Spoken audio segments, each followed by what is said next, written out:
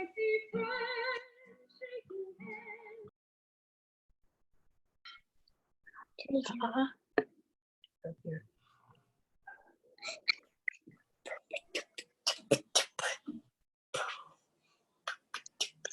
everybody. Rabbi. Hi, Rabbi. Hi, Rabbi. Hello, hello. Rabbi. Hi, everyone. Hi. I want to change it. I want to change it. Look at the background. I'm trying to change it. Da, da, da, da, da, Oh. Oh, look at your helper. Oh, will you stop? Appropriate background, Rabbi. Oh, thank you. Yeah. Yes. I can't see. Okay. Hi, Sandy. Hi, guys. Hi, Leah. I'm talking to Rabbi. Who else is on here? Who else Hi, is here? Sandy. Melissa. Who else? Debbie. Hi, Sandy. Debbie. Get the. Hi, Melissa. Hi. It's a little Israel-centric today in terms of the background. Looking over Jerusalem. It's nice. I think I took this picture on my last trip there. Oh, Bonnie. Okay. Hi, Bonnie. Bonnie, I saw that.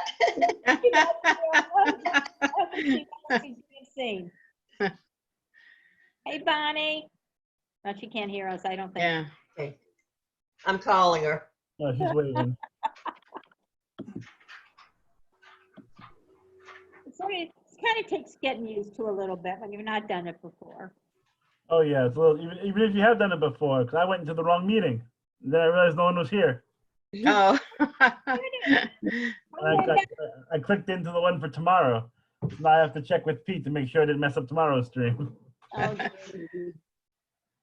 Oh my goodness. That's the danger of having it all in one email. I'm click here, sure, and I clicked in the wrong place.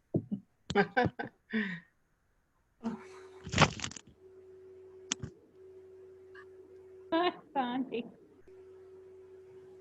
Okay, I think Hello. we're good to go to get started. Okay. Fine. I'm just trying to get to the Rabbi's class. How is Marty? Rabbi, Yeah. Linda Bilo just called me. She said she needs a password. Yeah, the password was on the email. I'll bring that up in a second here. I'll find it. Lobel in capitals. Yeah, Lobel. Oh, she's got Maryland. All right, she's talking. I guess she called Maryland when I didn't know it. Okay, sorry to interrupt. No, that's okay. We hadn't gotten started really yet. I didn't use the password. I just touched it. Came on. Yeah, again, we're still doing it. I'm not really sure how often you need the password or not. It's a little confusing sometimes. But yeah, you're supposed to need a password to sign in. Oh, well, we did It's that. Okay. We don't get the Zoom If I have it button. on my iPad, not I have to get out of the meeting. I Okay. have to leave the meeting. So- So. Good evening, everybody. Hi. Good evening. This evening, we're going to take a look at a book of the prophets that isn't very well known. It's a much shorter book. It's only 4 chapters. When we think of the prophets, think of Isaiah, Jeremiah, Ezekiel, some of the biggies. We have what's called the 12 minor prophets that have smaller works. We studied one last week. Amos is one of the 12 minor prophets. And so now we're going to study one that is not chronologically related, but in terms of the order of the Bible that they put him right next to Amos. So it was Hosea, Joel, Amos. And so we did Amos last week, Amos. So we're going to do Joel this week. Joel, not much is known about him. We get this one little thing about how he's the son of Pethuel. That's about all we get from him. From the text itself, from the prophecies, we get the impression that he's living in Judah, the southern kingdom of Israel, but much later than we had last week with Amos, who was 8th century. Here we have someone who lived probably in the mid to late 6th century. And so we're talking about maybe even into the Persian period at this time. And so it's interesting to note that the Tanakh, the Bible, isn't done in chronological order. Sometimes it's done in terms of themes. And there's linguistic similarities between Joel and Amos. It's probably why they're back to back. For those of us who were with us when we studied Ezekiel, Ezekiel as a prophet had a very clear attachment and a very clear emphasis on the importance of the temple, on the importance of ritual worship. You have other prophets who don't have that in the same way, that they're less interested in that aspect of Jewish life. For Joel, he seems very interested in temple service, and it's important to him that as the Israelites continue on their journey, that they don't only focus on the ethics, they focus on bringing sacrifices and offerings to the temple. So he might have been, like Ezekiel, associated in some way with temple service. Maybe it was part of how he made a living, as opposed to Amos, who was a shepherd and had no interest really in temple service, and that being something that was important to him. This book's probably written late. We're talking about maybe 400 BCE to maybe 330 BCE. It's probably a good time for when this book was actually. I thought you just got it. And so. I thought he just gave. And so we have, the idea that this book uses late Hebrew, and that it's something that is not, one of the earlier books. We can get that from language, from loanwords, et cetera. Our friend the locust comes in a couple times for the book of Joel. There's a locust plague that happens in the first chapter of the book. And so this locust metaphor is used a couple times. One, the actual symbolism of the locust destroying everything, and the idea of it being part of God's judgment like it was during the Exodus from Egypt. So the idea is that the locusts actually came and destroyed everything, and that was seen as a sign of judgment. And then it was used metaphorically, like just as the locusts came to destroy the land, so will other people come like locusts to destroy and terrorize the land. Like last week we spoke about Amos and the idea of the day of God, day of the eternal. He also uses that language too, that same idea, which is probably why they're linked together, that all this praying and hoping for the day of the Lord, the day of the eternal is coming. It's a time of joy and happiness and fireworks and kitty cats. It's not going to be what Joel envisions. He envisions it being a time of judgment, of anger, perhaps, certainly of a retribution as God takes out the accounted measure from the Israelites for what they did wrong, and then also the other nations.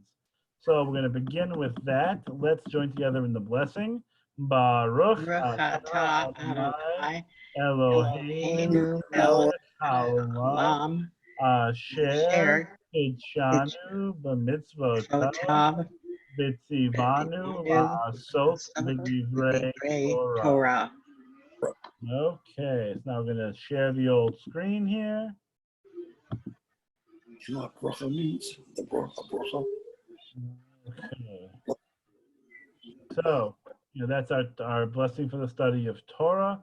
That in the Jewish tradition, the act of study is a commandment, and so it's a ritual, which I think is really cool. It's actually something I always loved about Judaism, is that we're actually commanded to learn, and that learning itself is seen, as an obligation. And so it praises God who gives us this commandment of busying ourselves with Torah. It should be like our business, to busy ourselves with Torah. Okay, I'm just playing with my my Zoom screen here so I can see everybody a little more. Okay.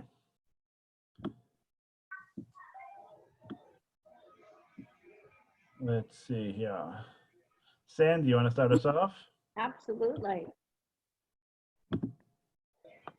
The word of the Eternal that came to Joel, son of Pethuel. Listen to this, O elders. Give ear, all inhabitants of the land. Has the like of this happened in your days or in the days of your fathers? Tell your children about it, and let your children tell theirs, and their children the next generation. What the cutter has left, the locust has devoured. What the locust has left, the grub has devoured. And what the grub has left, the hopper has devoured. Indeed. Not a great start, right? It's not a really pleasant imagery to begin. It's interesting that we start off with this very much Lador Vador sentimentality, which to us feels really good, because we talk about this during Passover, during other holidays. Let your children hear, let your children, their children hear, from generation to generation. We should all hear about this great story. But it's not a great story. It's a story of destruction, that these different levels of destruction are happening. If we think about these different groups maybe as different kingdoms, that could be part of it, or could just be more of um, an imagery of destruction that it keeps happening, right? So you have your first level of destruction, that's the big one usually, and then once there's remnants left over, there's a second run afterwards.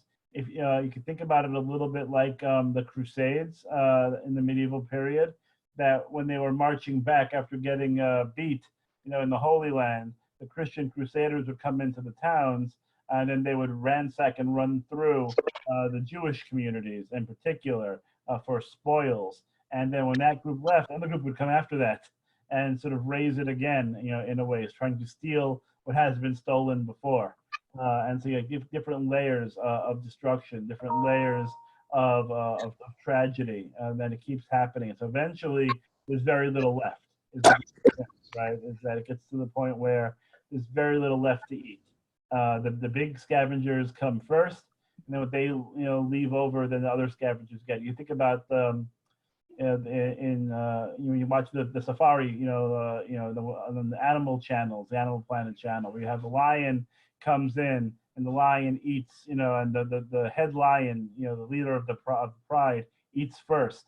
And when all the lions go away, then the hyenas come in, then something else comes in afterwards to pick the bones. And so again, there's different levels of destruction. Okay. Let's move on to the next one. Leah, you want to take it from here? Wake Sure. up. Sure. Wake up, you drunkards, and weep. Wail, all of you swillers of wine, for the new wine that is denied you. For a nation has invaded my land, vast beyond counting, with teeth like the teeth of a lion, with the fangs of a lion's breed. They have laid my vines waste and splintered my fig trees. They have stripped off their bark and thrown it away. Their branches have turned white. And another interesting point about Joel's work, which we're going to come into in the second chapter in particular, is that he uses a lot of agricultural metaphor. And at a time today, when we're thinking about the positive sort of version of the land of Israel and the restoration of the state of Israel, Joel's going to give us that in the second chapter. But this idea that we have these beautiful agricultural metaphor, again, here not so nice, because the vines are getting destroyed as opposed to the vines being replanted, right? And fig trees, which we know the imagery from other prophets about people who are under their vines and fig trees, none to make them afraid. Figs, very popular, obviously, in Israel. But here are these like very beautiful, majestic images of growth and trees and nature. It becomes barren during times of war and times of destruction. And so here, they have come in and they've destroyed, and they have basically stripped clean the vines. They have ruined them, and the branches have turned white because they've been all picked clean. Do we know which nation has invaded? Does it matter? Yeah, well, yeah, we're going to say that this is likely got Babylonia, but it might be something different. It might not be referring to an actual nation, but more of just the way the people are treating each other. It might be more metaphorical. Okay. But is it over land? Hmm? Are these battles that they're having over property, land? Yeah, in their way, they're usually just over conquest and just taking over, whatever it is. And so yeah, so I think land would be a part of it, certainly.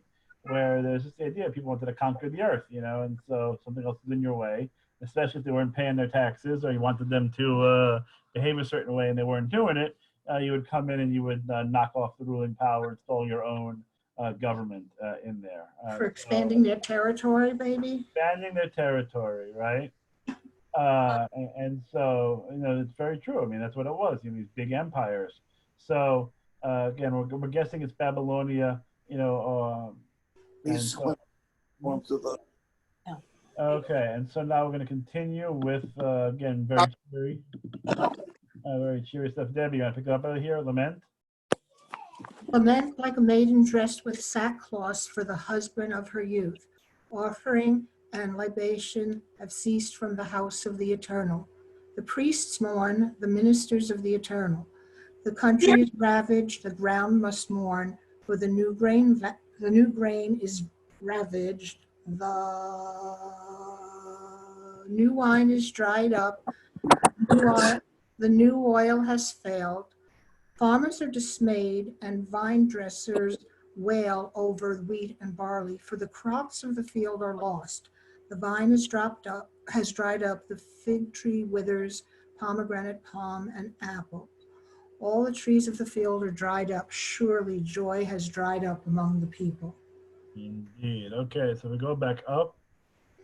Image that we've seen before about Israel as a maiden, Israel as a wife, Israel as a daughter, the feminine portrayal of Israel. And so that's a metaphor that is used more than once. Dressed with sackcloth, sackcloth being an outer garment that was worn for mourning, right? And so it's the idea that they have abandoned God, perhaps, as the metaphor, that the relationship is gone. It's in mourning. So back in the day, it was better, and now she's all alone because she's been abandoned one way or the other. And so it could be God, or it could just be metaphorical. It's about how remember the better days. There used to be better days beforehand. Things were good and not so much anymore. And that metaphor continues through. And here you see a reference to the temple worship. It's very important. Offering and libation have ceased in the house of the Eternal, because you used to be able to go to the temple, right, and bring your animals, bring your crops, and have a little something to drink, a little manischewitz. You do a wine offering as well. So all these things that used to happen aren't happening anymore. The priests mourn; they're out of work. The priests are mourning. Things are not going very well. The country, again, going back to the land, the country is ravaged. The ground itself, so the land, it's an interesting concept that we have in the Torah and the Hebrew Bible, that the land itself has feelings. The land itself is sentient in some way.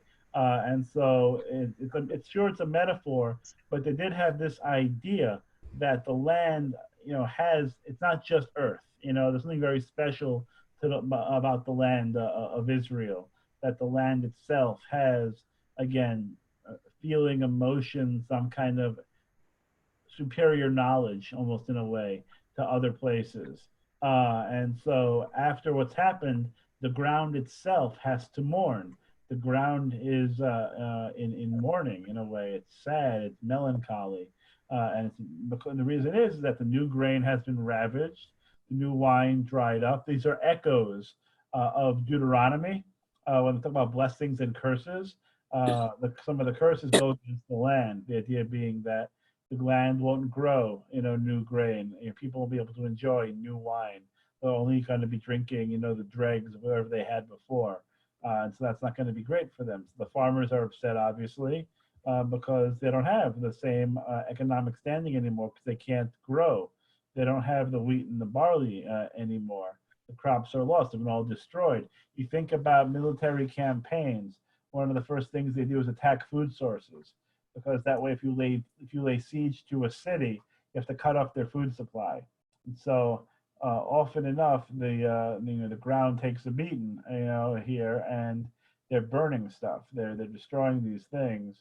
In Deuteronomy, as I mentioned, again, I have some connections here. There is a rule that if you are attacking a town, you're not allowed to raise your axe to a fruit tree, because you have to have the preservation of the environment, and you're not supposed to do that. You can't cut down trees just willy-nilly. There has to be a purpose for it, because the trees haven't sinned against you, so you can't attack them either. So here, obviously, different circumstance. The vine has dried up, the fig tree withers. Here you see, obviously, some fruits that are very common to Israel. pomegranate and palm, the dates, are part of the 7 species of fruits associated with Israel, the apple, everything's all dried up. And then again, the big connection is it's not just the land. Joy has dried up. So they're using that imagery of everything being dried up and saying, oh, this is like the people right now. All the joy is dried up from them because of what's been going on, in their land. And so over here, all this agricultural talk, all this stuff about the land, it can be seen again as a greater metaphor for productivity, for energy, for vitalization, for all that powerful, youthful energy and exuberance that's now gone. It's been destroyed. And when that's gone, How about looking at it as the preservation, when they said that the land is all destroyed and the crops, blah, blah, blah, a preservation of life, meaning that he's saying that the soil itself is life, and then the Jewish philosophy of it's a preservation of life. that's going to come later. That's Sorry. Sorry. I just was reading that. I got the impression. No, that's okay. Because that's the imagery. You're exactly right. Is that you have these ideas of devastation, right? Of destruction, but the idea is that things can be reborn. There can be a revitalization, a rebirth, in the land. That out of tragedy, there's still a remnant that remains, and that it's not completely destroyed. There's going to be again that rebirth, that renewal, again ever so important on a day like today and tomorrow, when we talk about Israel's challenges and struggles, and now becoming reborn as a state 72 years ago. Okay. Oh, we're still lamenting. We're still in the negative part of this program here. Linda, you want to pick up from there? Gird yourselves and lament, O priests. Wail, O ministers of the altar. Come, spend the night in sackcloth, you ministers of my God. For offering and libation are withheld from the house of your God. Sanctify a fast. Proclaim an assembly. Gather the elders, all the inhabitants of the land, in the house of Israel. I lost my place. Gather the elders, all the inhabitants of the land, in the house of the eternal your God, and cry out to the eternal. Alas for the day of the eternal is near. It shall come like havoc from Shaddai, for food is cut off before your very eyes, and joy and gladness from the house of our God. Very nice, thank you. So again, this imagery of the priests, right? Cultic worship. So the priests are upset, the priests are mourning for what's happening.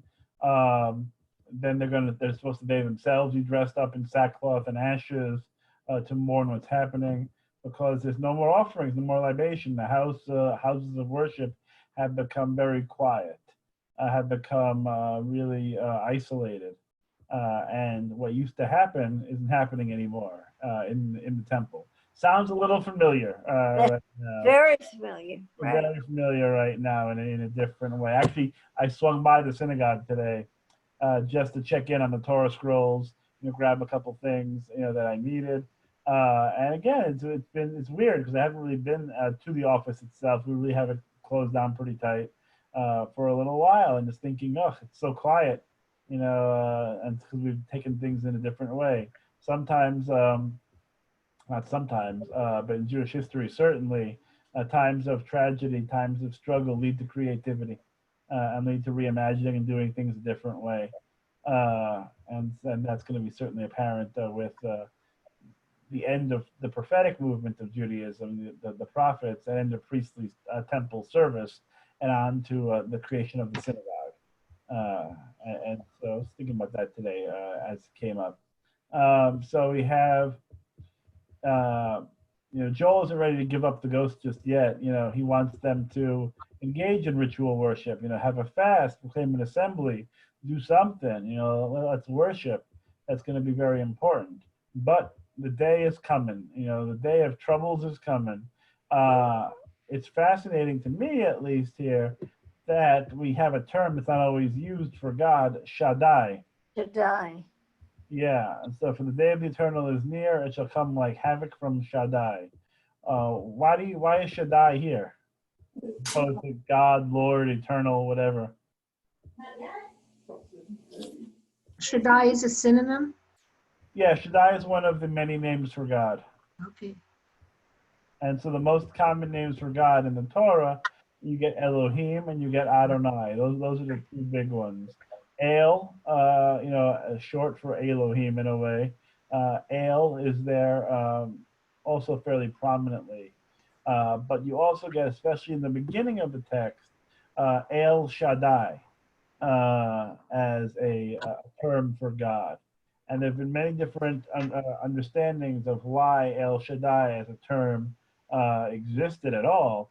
But Shaddai itself is given to mean often in the biblical text when God is being portrayed in a military sense. When God is a general commanding the troops, you sometimes get this phrase Shaddai.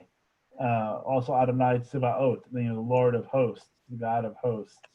It's a similar idea when God is sort of being viewed as a battler, as a soldier, as a general. You sometimes get this name of God in particular. So God's coming, and we're going to see in the next couple chapters, God's coming with a troop.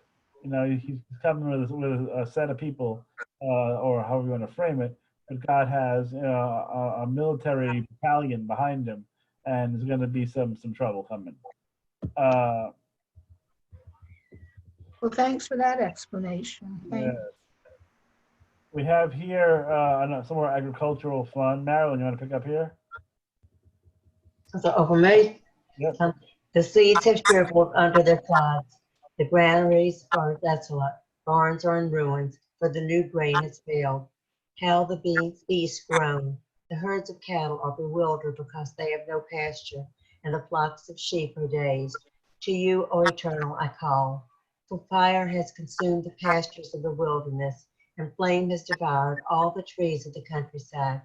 The very beasts of the field cry out to you. For the water courses are dried up, and the fire has consumed the pastures of the wilderness. Oh, thank you. And so again, we get this lasting image of the environment of nature becoming really difficult. A lot of ideas of things being arid or barren, desolate. The seeds themselves have shriveled under the dirt. We think about the granaries. When we want to make a biblical connection to another text, you think about the granaries in Egypt during the time of Joseph. When Joseph was in Egypt, there was a famine in the land, right? And it was up to Joseph who had the idea of stockpiling and of conserving, right? And so that way the granaries wouldn't fail, because you need to have grain in order to live, especially when you're going to have times of famine, times of struggle. You need to have something to rely upon. And if you don't, you're going to have a problem. And so here, the granaries are all empty, and there's no new grain. They didn't prepare for this, is what Joel's trying to say. Maybe they couldn't have prepared for it, but they weren't ready for what was going to happen. And so it's not just the people who take the hit here, it's also the animals. The animals walking around all confused, going, what happened here? I used to have all this food and grain and this and that. Now I'm walking around and they don't know what's happening anymore. They're very confused. So it affects everybody. It doesn't affect this one group. It affects the people, and it also affects the animals. This also parallels today, don't you think? I mean, we weren't prepared for this pandemic. Stockpiling of the That's food. very true. I think about this, I got a grocery delivery today. I did my weekly Publix order, and I don't know how many people use Instacart, but they come in and they deliver the food, and they're texting me throughout going, don't have this, don't have that either, nice try, can't get this. There's a substitution, because when I've been to the store, I was at another store yesterday. I forgot I was at the Walgreens, right? You could pick up a prescription. So I'm at Walgreens, and again, some of the shelves are empty. The paper goods, in particular. I remember. It feels like forever ago, but I remember when this was just beginning, and we were all laughing at the people who were buying up all the toilet paper and all the paper towels. Now you can't find a paper towel to save your life in these places.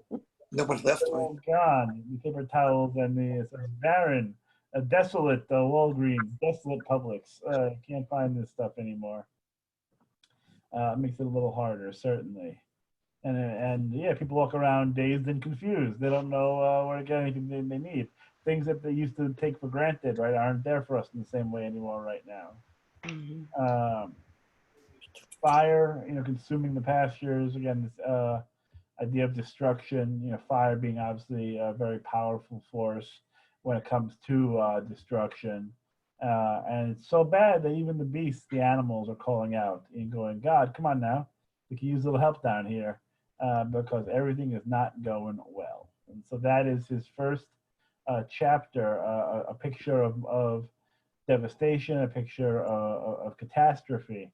But of course, now it's going to pick up a little bit more in two, especially when we get to the second half of this chapter, where it's going to be the story of redemption as well. So this is going to be. So we talked a little bit last week, and I think a couple of weeks before that with Ezekiel about the idea of apocalypse, right? About the time that there's going to be a judgment day. And so this is going to be his version of a judgment day, this huge battle that's going to take place. This day of the eternal, the day of God has come, and that's going to be the beginning of the end, so to speak. It's going to be the beginning of the day of judgment and the day when things are going to change. So again, you get in most religions, now I'm thinking about it, again, you have that beginning point where things start, and things that start need to have an end. And so the idea is that Bereshit bara, in the beginning God creates, and in the end is going to be something else that happens, that shifts. Time can go on forever, in the idea of classical theology. There's a time when things have to change dramatically, and where our world is transformed. And so for Joel, he's going to give a vision of what that looks like for him. Brahms, you want to give it a read?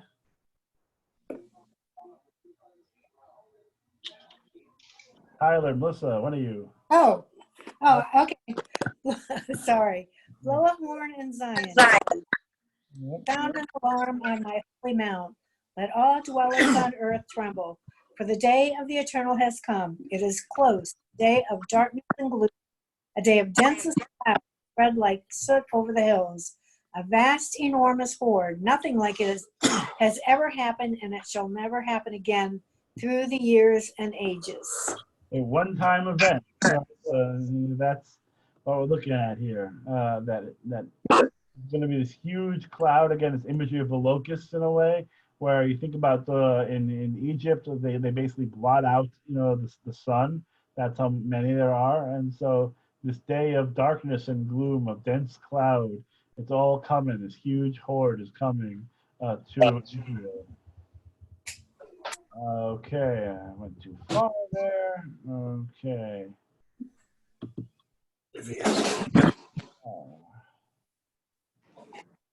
Polly, do you want to read a little bit?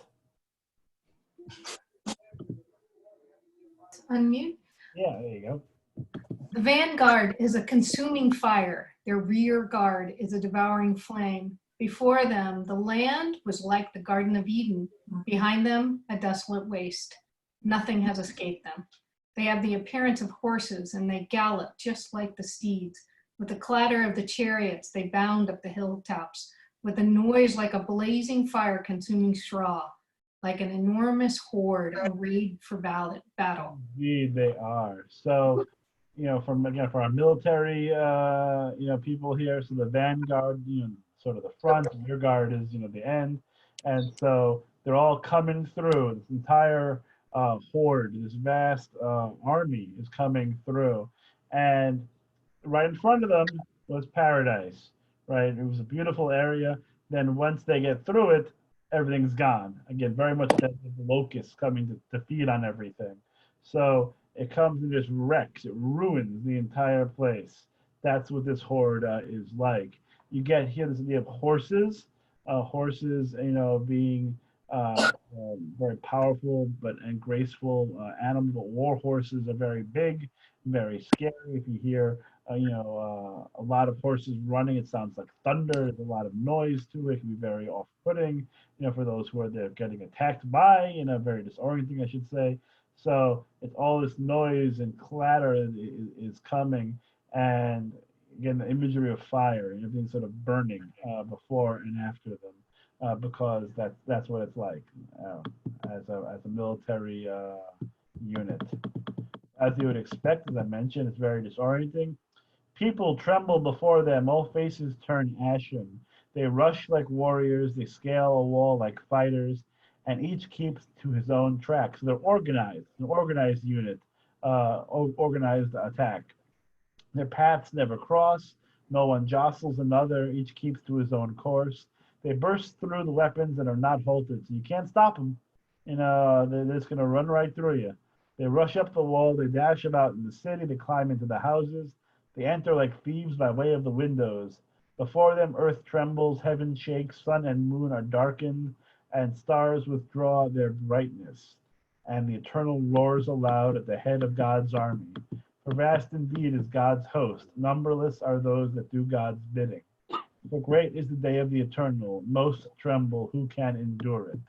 So the army of God is coming, and it's coming to take over and to get that recompense, for what's been happening. So, and it's the idea of, we talked about last week with Amos, of inevitability and the impossibility of escape, right? And so this is happening according to the prophets. This is going to happen, and you can't stop it, from happening. That ship has sailed. That there's going to be opportunities afterwards, opportunities afterwards for teshuvah, for repentance, and there's going to be that remnant, as we mentioned, that is going to remain. But there's going to be a heavy price to be paid first. And so here we're going to get that repentance part coming in. Linda, you want to read over here?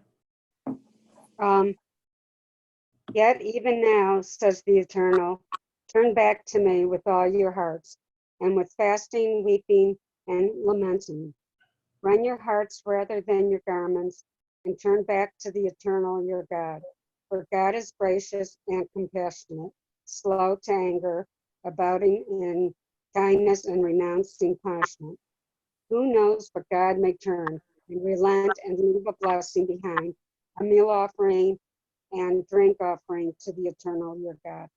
So again, we had that idea that teshuvah can help, even now, even at this late hour. Turn back to me, that's teshuvah, of turning, right, of becoming changed. We get this imagery again in other prophets, that there's this moment of return, Hosea in particular, but others, you're turning back. Again, here is where we get some really nice metaphor. Rend your hearts rather than your garments. Just, I love that as an expression, that don't worry about this ritual idea when somebody, for example, we have somebody passes away, right? We tear our garments, we do kriya. We now tear a ribbon in the Reform movement, but in other strains of Judaism, they actually tear the garment itself still. Don't worry about rending your garments. Rend your hearts. Be heartbroken. Bring tears as your offering to God. Have a sincere transformation, a sincere effort to go back to the ways of righteousness. Do that, and then maybe it'll be better. And why? Can you not see me? A callback to. Oh, okay. Okay, bye. Callback to the Exodus narrative, right?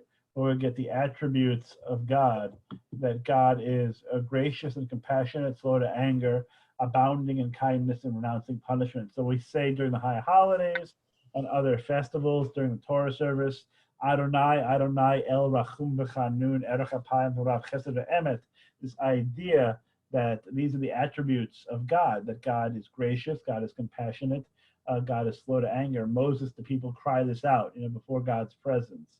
And so we do the same when we open up the ark during our festival services. And so we can tell, it's another way of, again, by the way, telling about authorship and date of a book. When it's referencing other books that happened before, it helps a little bit. And so here it's definitely referencing Exodus, which was written way before anyway, but we can get a sense of some of the language of other prophets that he might be borrowing from a little bit in his writings. And again, this ending is that maybe God's going to turn and relent, but also maybe God is going to also leave an offering. God's going to pray with us. I think is a beautiful idea, even if it's a little bit foreign from us with sacrifices. Maybe God's even going to leave behind an offering. And of course, who is God going to leave an offering for? Himself. God, of course. Yeah, because he leave an offering to. So God's going to pray to God's self, which I just love as an image. But God leaving an offering for God. May I ask a question, Rabbi? Is Joel saying that the war and the famine and all of that is because people weren't praying enough, or it's somehow the people's fault? Yes. The second part. Yeah, definitely. That the way the theology works for the prophets is the idea that the people sin, and then God allows, usually it's God allowing bad things to happen, that God doesn't do the deed, personally, so to speak, but it's almost like, God lifts up or God lowers the drawbridge. God allows the bad guys to cross and lets the bad guys do their thing, whereas before God was the shield protecting the people. And so when the people mess up, God sort of goes, you know what? These guys are going to beat you up and out a little bit. So that's the imagery that God basically just like allows the bad thing to happen as opposed to doing the bad thing. Rabbi, it sounds like that's the same kind of theme we've seen before about turn back to God, and it's a forgiving God. Yep. And so you get that same theme of sin and redemption, which is terminology I know we use more in Christian circles, but that's certainly, where did they get it from? Obviously, like we were there first. So there's a different emphasis. The idea that the people screw up, or the people are making mistakes, God's gonna, allow them to be punished, and then there's gonna be time of forgiveness and redemption, where the people are not totally destroyed, they're totally uprooted. There's a remnant that remains, and so the people have opportunities, and that's what's expressed over and over again in the prophets. They have opportunities to change. They have opportunities to listen. That's the entire function of the prophets. The prophets are God's megaphone, the big speakers, telling the people, stop doing what is wrong. You're going to be in trouble when mom and dad get home, but it doesn't work so well. The people ignore the prophets usually and do whatever they want. But the people are warned, and this is another example. The people are being told, hey, look, this is what you have to do, and maybe things will be better. And the prophets usually go nowhere with that argument. They don't really get very far. Okay. Sandy, you want to pick up there? Absolutely. Blow a horn in Zion. Blow a horn in Zion and sanctify a fast. Proclaim an assembly. Gather the people. Sanctify the congregation. Assemble the aged. Gather the children, even infants at the breast. Let the bridegroom come out of his chamber, the bride from her canopied couch. Yeah, so let's get everyone together. Let's get everyone all together, and let's do what we need to do here. Bring them forth, and this is call back to Deuteronomy.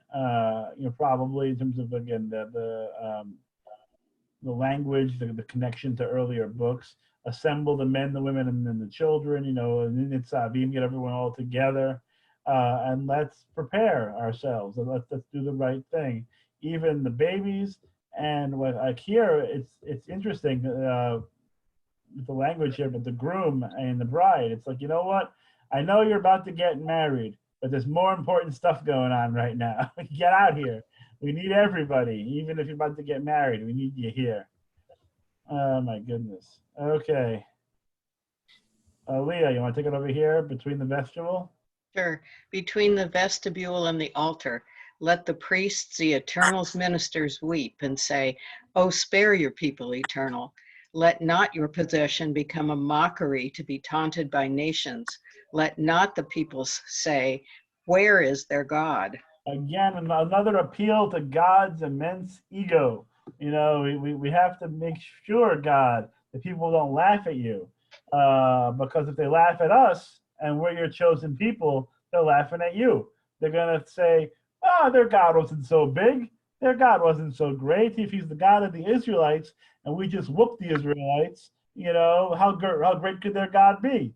Right? So the people are saying, hey, no, you have to help us, or else, you know, we look bad, you look bad. It's not going to be good for anybody. People are going to taunt us. Where is your God now? You know, and they're going to laugh at us. Can't have that, God. So you have to get in gear here. Help us out. Linda, you want to pick up from there? Then the wrong Linda. Okay, go ahead. Oh, No, sorry. go ahead. Linda White. Sorry, two of you. Yes. Linda B, go. Linda B, you want to read? Okay. Then the Eternal was roused on behalf of God's land and had compassion upon God's people. In response to God's people, the Eternal declared, I will grant you the new grain, the new wine, and the new oil, and you shall have them in abundance. Never more will you become be a mockery among the nations.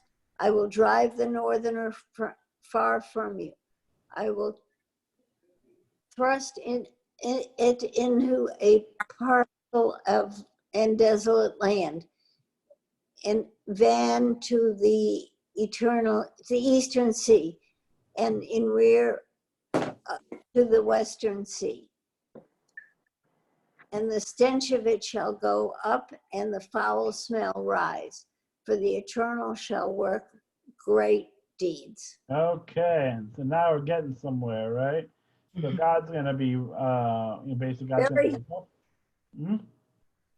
God's being very helpful. Yeah, now God's going to be helpful. Okay, now it's time to make things right, set things better. So then God's going to give them. So remember, we had all the stuff that wasn't there, the grain, the wine, the oil, all that other stuff that wasn't there. Now it's back.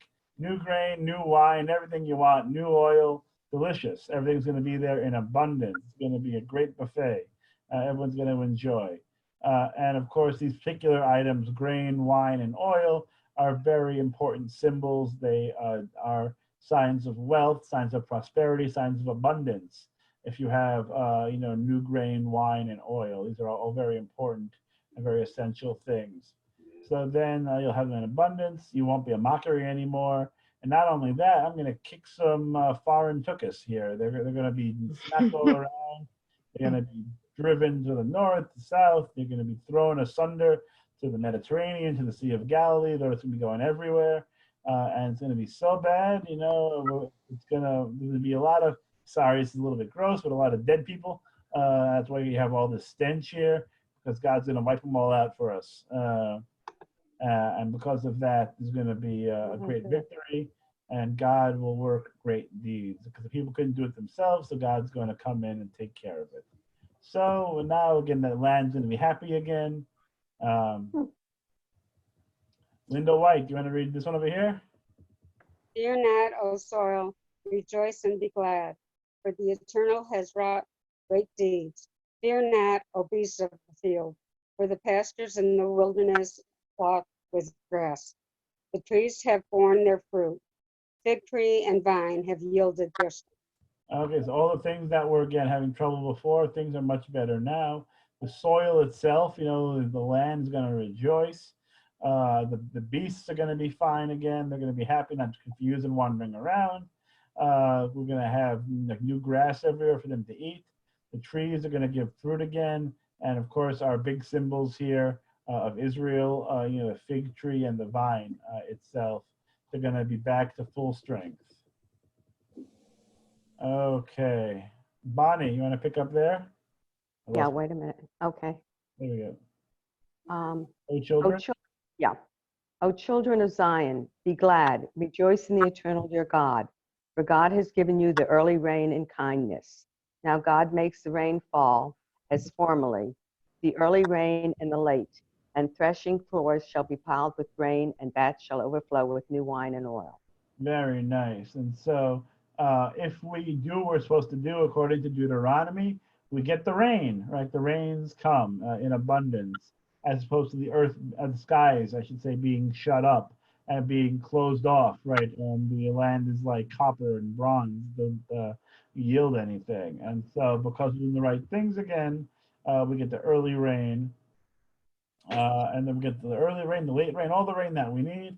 That way we can have lots of grain, lots of wine, lots of oil, delicious. Pasta for everybody. Mhm. Okay. Marilyn, you want to pick up here? I will repay you.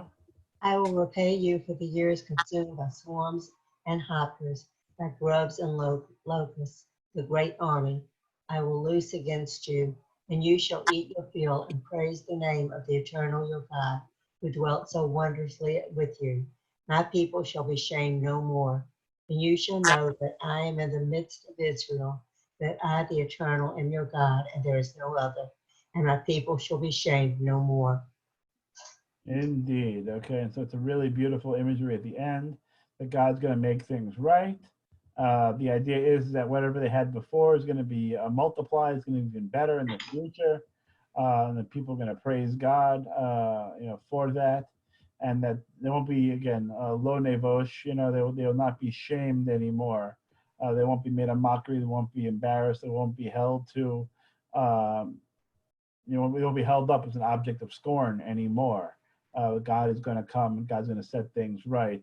And then you shall know, right, that I am in the midst of the eternal, just like God was in the wilderness, when God was with us, when we were carrying around the tabernacle through the wilderness of Sinai, that God is there, right, and people are going to be able to recognize that fact, and that our big monotheistic statement, of course, I am God, there is no other, right? So God is God, and there's no other deities to mess around with, and then people will be shamed no more. And so in the end, it turns out good. It's a little rough getting there, certainly, as we know from more than one occasion, but the idea is the end is going to be good. I have a question. Do you Sure. think there might have been some skeptics around, like how he could have treated them and let what happened to them happen to them, and now all of a sudden things are going to be better, and how could they trust that he's going to do this? Do you think there might be some people who are doubting whether he's capable of doing this? I would assume so, yeah. I would definitely think there'd probably be some skeptics, people who didn't believe that this is going to get better. I would almost guarantee it. I mean, the way they were treated and the way what things have happened to them, and then all of a sudden, Well, when things look really lousy, and so you have to like believe they're going to get better. And the question is, from a theological standpoint, where does God fit into that equation? So the idea is that, if they believe that God is the one who made things not so great for them, then they can believe if they do the right things, God will make it better for them. So because there's consequences, to actions. So if in the very classical theology, you have the idea that you do bad, bad stuff happens. You do good, good stuff happens. And so they can believe that. I think that would be something that would speak to them at this time, that they did bad, they got punished, right? But they can believe in a God that will help them if they stop doing that, if they start doing the good again. I don't doubt there are people who went, this is just not working for me, back then. I don't doubt it at all. But I do think that the paradigm, that they were looking at would be familiar enough to them. The idea that we did bad, we screwed up, bad stuff happened, we're going to do better now, and then God will save us, God will help us in the future, because that's part of the covenantal relationship that is so foundational. So while again, so I think that there were certainly skeptics, but I would think that a lot of the people would probably hear this and it would resonate with them. Thank you.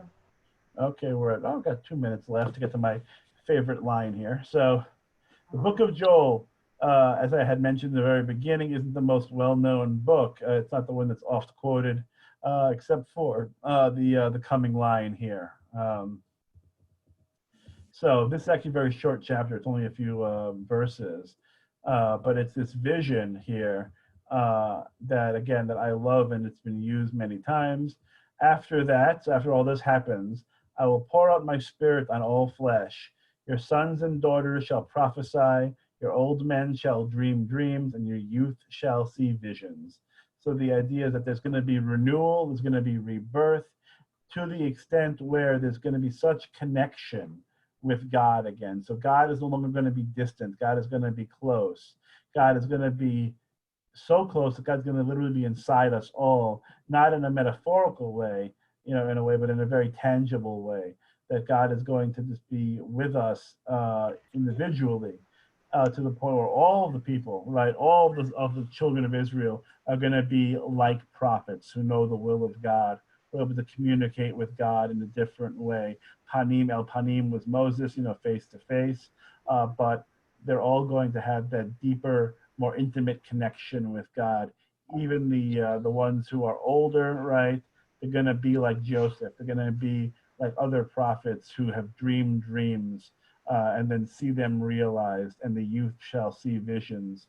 And on this Yom HaAtzmaut, I think about this quote a lot. This idea that Israel itself was a dream. It was a dream of 2,000 years, to be a free people in our own land again, and the land of our ancestors in Israel, and that it was a dream, and that dream has come true, and that our youth, are seeing it now as well.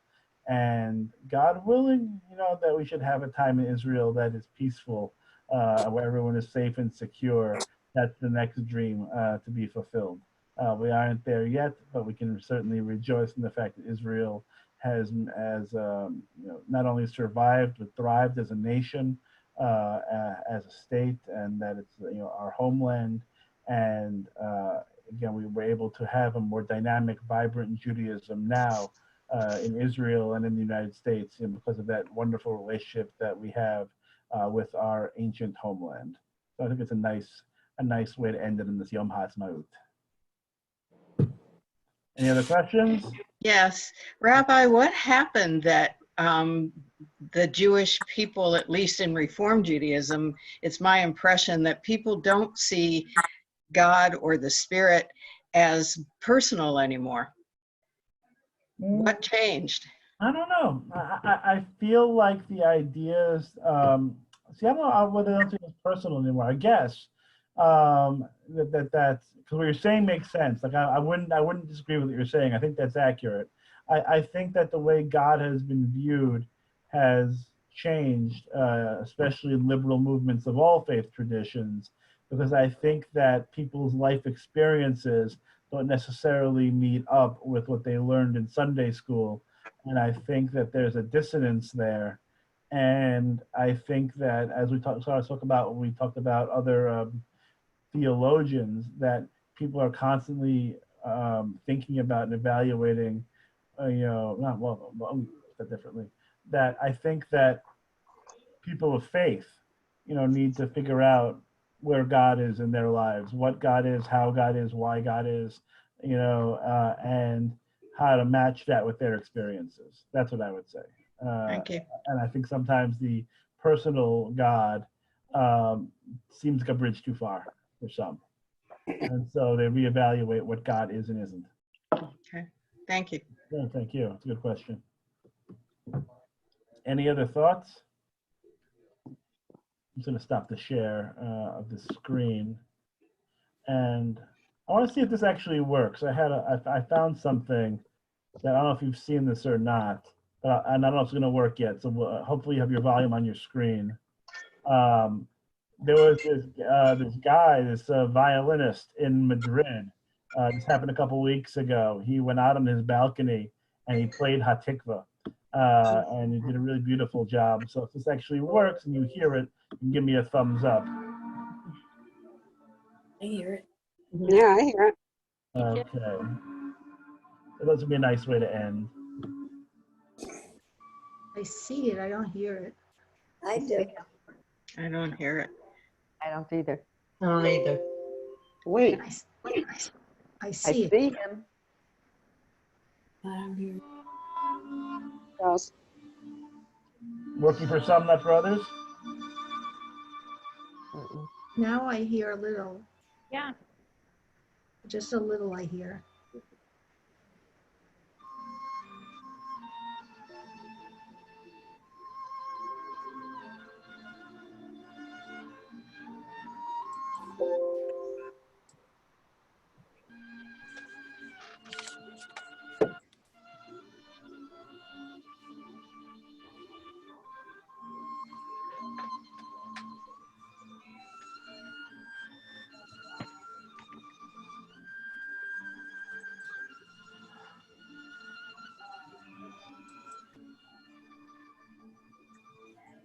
I don't hear anything.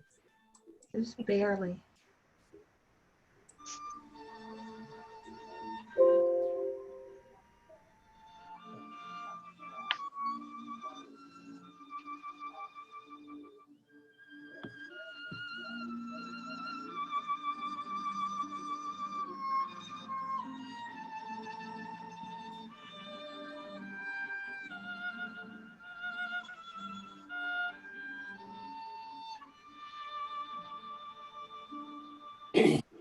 Very, very nice. It was beautiful. Very nice. Mm. Oh, I don't see it. I didn't hear it. For those of you who heard it, I'm sure it was very nice. Those who didn't, I'm sorry. But you can look it up. If you look up on YouTube, Madrid balcony Hatikva, it'll come up for you. And it's a Thank really you. nice little thing, and then everyone is applauding them. It's really nice. Rabbi. Okay. Mhm. Thank Thank you, you. Rabbi. Thank you. Oh, my Good pleasure. night, My Rabbi. I'm pleasure. Thank signing you. off. Good Bye. night, everybody. Thank you. Bye. You You all. all who are Enjoy listening, your we're class. saying we got a little more Pirkei Avot coming. Melody. Whoops. Hold on here. There we go. Let's see. Oh, no, here.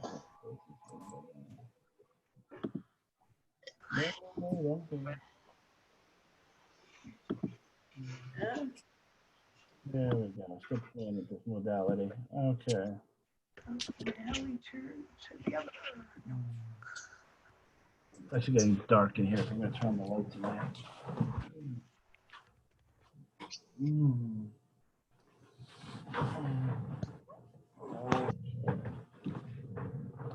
Okay, ladies and gentlemen, we're going to continue with our studies here on Pirkei Avot. We're in week 3 of the Omer, and so we're going to continue our march from Sinai, from Egypt to Sinai. We're going to do a little L'chaim. I got to finish this bottle, so you know. Okay.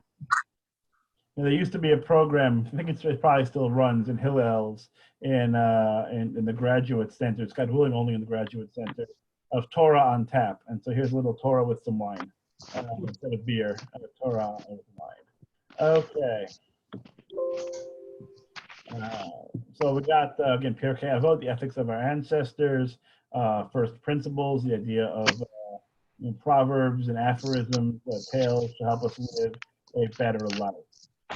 So we are now on week 3.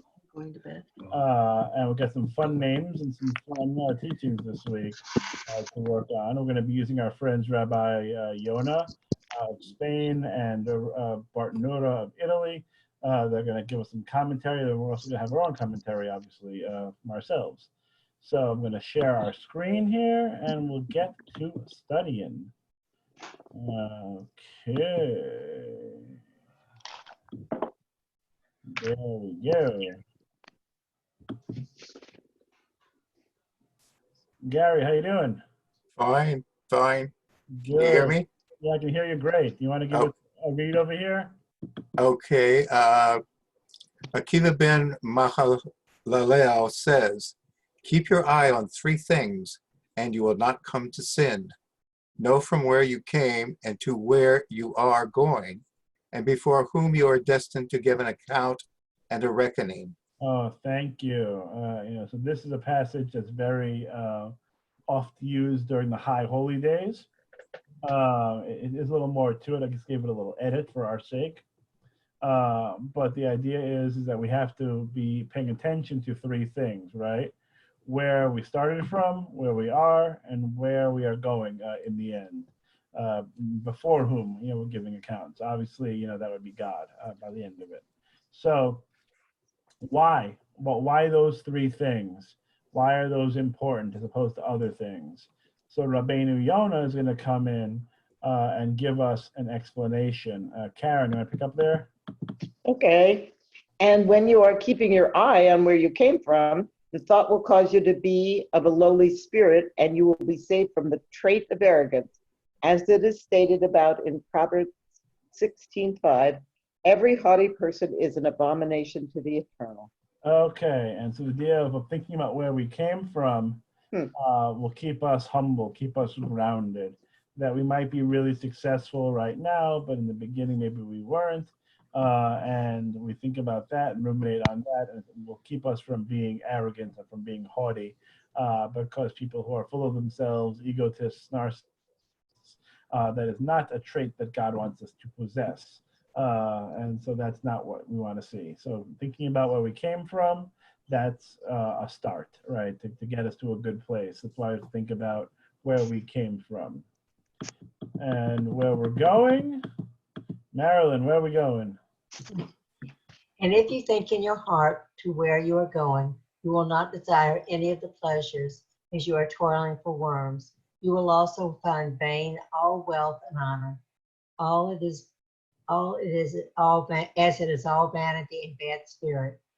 And about this matter, King Solomon created the book of Kohelet, Ecclesiastes, and began Ecclesiastes 1:2. Vanity of vanities, to show the vanity of all goods and of all honor. And after he showed the vanity of everything, he stated, the sum of the matter, when all is heard, revere God and observe God's commandments. Okay, so our friend Solomon here, and he didn't actually write the book, but it's attributed to him, this idea that Hevel, Hakol Hevel, it's all vanity, it's all chasing after the wind, all these material possessions. But in the end, what's going to happen? You're going to get all these material possessions, you're going to die anyway. And so why are you working so hard, on getting rich, when you're just going to die anyway? And that's not a part of his book, not the whole thing, obviously. But the idea is that what Pirkei trying to tell us is that, let's remember, in the end, that there is an end, right? And we can't take it all with us. And we should desire better things, perhaps, than just the material. That we have to give some kind of thought and effort into the life of the spirit. That we have to think about God, we have to think about commandments, we think about living a good life, not only thinking about acquisition. And so if we remember that in the end, we're all heading graveward, as we all are, and then the next point, obviously, of being given accounting before God, maybe we will have different priorities than perhaps we do now. So that's what Pirkei trying to say, is that pay attention to the life of the spirit, to the and not only to the material pursuits. Spiritual over physical. Maimonides, something very similar, here, that the first perusal, about knowing where you came from, brings us to humility. We remember that. And we think about our death, or at the perusal of our end, is going to make us disparage or not feel as closely connected to or desirous of the physical, the matters in the world. And the last perusal, the last thought about the greatness of God will bring us back to listen to God's commandments. And if we have all three of those, humility and understanding of the futility of having only materialistic pursuits, and an understanding of God's greatness and God's commandments, if we have all three of them together and we incorporate those into our lives, then we are not going to sin. We're going to stay on the right path, the proper path. Okay, so when he talks about disparaging matters of the world, he's not talking about politics and current events. He's talking about material things. Yes and yes, in a way. I think he's talking about more material things, but I would probably say we might be thinking about that too, in a way, that we don't have to get engaged with the bad stuff in what you're saying. He would say get involved in a positive way, into the world, right? But don't get hooked into the negatives in the same way. Okay. I think that I'm going to see this again. I think actually in the next chapter, actually, in the next verse here, about political affairs and attitudes towards. So actually, while we're there, Leah, how do you give that a read here? Okay. Rabbi Hanina, the vice high priest, said, "Pray for the welfare of the government, for were it not for the fear it inspires, each would swallow their neighbor alive." Our Hananiah ben Teradian said, "If two sit together and there are no words of Torah spoken between them, then this is a session of scorners. But if two sit together and there are words of Torah spoken between them, then the Shekinah abides among them." Okay, thank you. So there are 2 points here, one from the Rabbi Hanina over here, and one from a different Rabbi Hanina over here. So one of them, the first comment is going to be about you have to pay attention. Not only pay attention, but also pray for your government. Pray for the ruling powers. Because if you didn't have the ruling powers, what do you have? Chaos. Chaos, anarchy. We're all going to be eating each other. We're all going to be killing each other. It's going to be like Lord of the Flies. You have to have some kind of ruling power and be thankful for said ruling power, or else it would be a mess. One can argue that point sometimes, I think. But anyway, Rabbi Hanina ben Teradian gives a different teaching that when two people are sitting together and conversing, that if they're sitting together just shooting the breeze, talking mishigas and whatever, that's not positive, right? That's a session of scorners, that they aren't contributing anything of value in their conversation. It's just futile words. But on the other hand, if two sit together and do have words of Torah, then God is going to be with them in that moment. God is going to almost join that conversation. Shekhinah is the presence of God. It's often identified in mysticism as the feminine presence of God. Feminine, what's the word they use in English? Emanation, manifestation of God. But it's supposed to be the part of God we can access the most closely, the Shekhinah in Jewish mysticism. So that if we talk Torah together, then God's going to be with us. A beautiful image, really, when you think about it. The idea of if you're in Chevrusa, if you're in Chevruta and you're working in a group studying, then like God's your study partner. God's going to be with you in that study. I think I think is lovely as an idea. So let's see what Bart Nanura says. Bart Nanura is going to first comment on this idea of the government, right? On if it's not there, people would swallow each other alive. Sandy, you want to give that a read? Sure.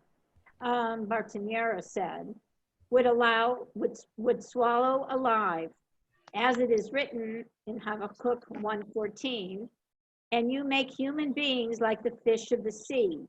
Just like the fish of the sea, each one that is bigger than his fellow swallows his fellow. So too, people, were it not for the fear of the government, each one who is bigger than his fellow would swallow his fellow. Indeed. Wow. I think, frankly, pretty relevant to our times as well, because those who don't fear the government can do whatever the heck they want. I have a teacher of mine, and he speaks about this and says, he says there are a lot of things, wrong, he says, with, our government and our system and our leadership. But he says, when you compare it to a lot of other countries right now, we're still doing okay. Because there are a lot of countries where if you're rich and you shoot somebody in the middle of the street, you go home. You don't have a problem. Still, because you can buy your way out of whatever you had a problem with. You can just take care of it yourself. There's no fear of any kind of repercussion. And so that goes to Bart Nura's idea here, is that you know, and it's a sad statement, perhaps, maybe it's a little cynical, but the idea that our natural tendency, if it wasn't for this fear of reprisal and of the government, is that the natural tendency would be for people to oppress each other, for people to exert and show their dominance on each other. So he's not envisioning a world here where if everyone just, did their own thing, it would be okay.